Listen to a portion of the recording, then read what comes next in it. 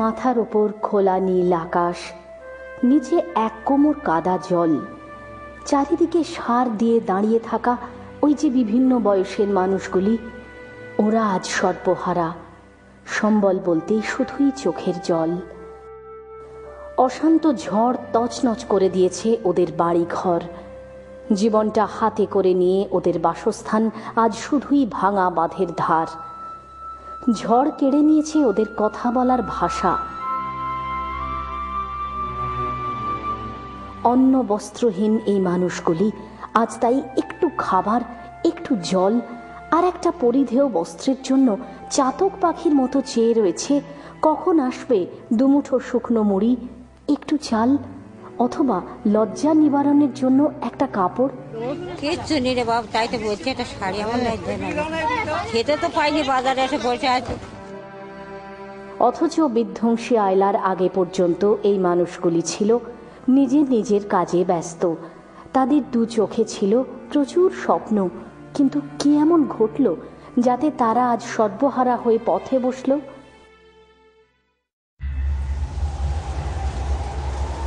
25শে মে 2009, সময় দুপুর 1টা।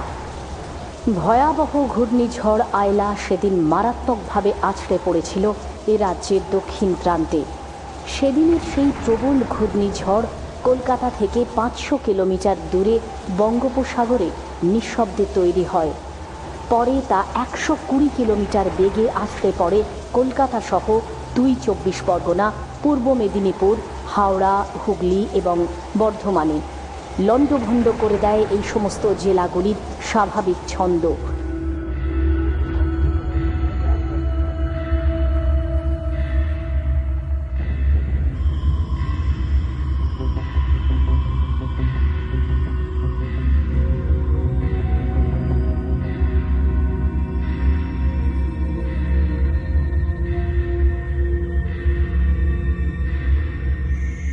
পরে গতি হারিয়ে আয়লা প্রবেশ করে উত্তরবঙ্গেও।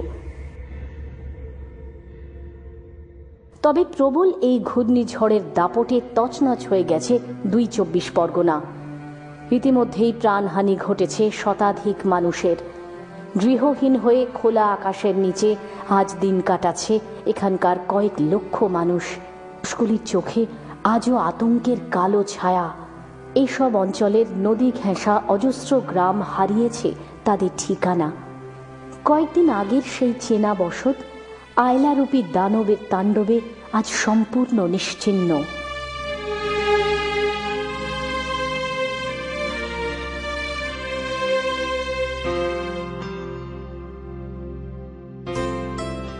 আজ এই জাতীয় বিপর্যয়ে জাতি ধর্ম নির্বিশেষে এই সমস্ত দুর্গত মানুষগুলির পাশে দাঁড়িয়েছে গোটা সমাজ।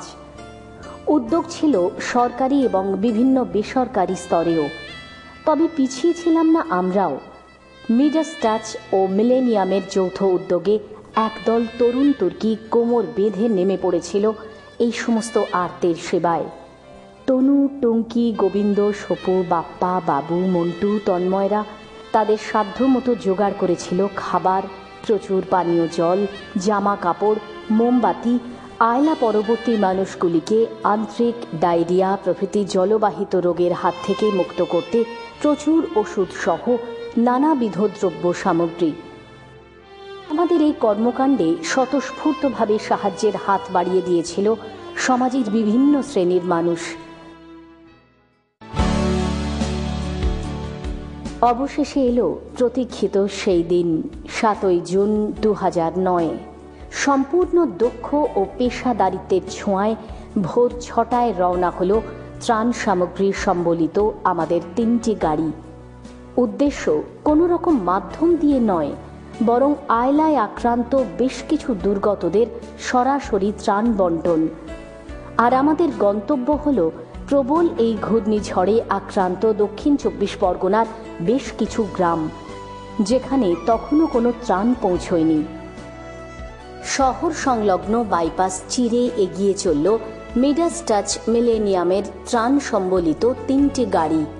সকালের মনোরম পরিবেশের মধ্যে ফাঁকা বাইপাসের রাস্তা ধরে সায়েন্স সিটি হয়ে কিছুক্ষণের মধ্যেই আমরা পৌঁছে গেলাম আধুনিক চর্মশিল্পাঞ্চল বানতলায়। সেখানে অল্প কিছুক্ষণ চা বিরতির পর আবার আমাদের গাড়ি এগিয়ে চলল গন্তব্যের দিকে। দুদিকে প্রকৃতির অদ্ভুত সমারোহ, মানুষের সৃষ্ট মাছ চাষের ভেড়ি, আধুনিক শিল্পের ছোঁয়া যেন এখানে মিলেমিশে এক হয়ে গেছে।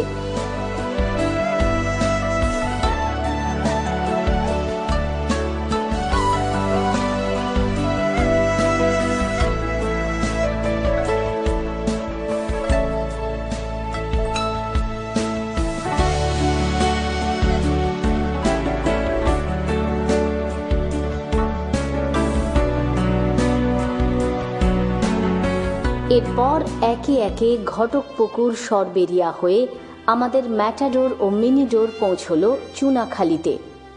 সড়ক পথে চুনাখালী ছিল আমাদের শেষ গন্তব্য, আর এখান থেকেই ভয়ঙ্কর আয়লার ধ্বংসাত্মক নিদর্শন আমাদের চোখ টেনে নেয়।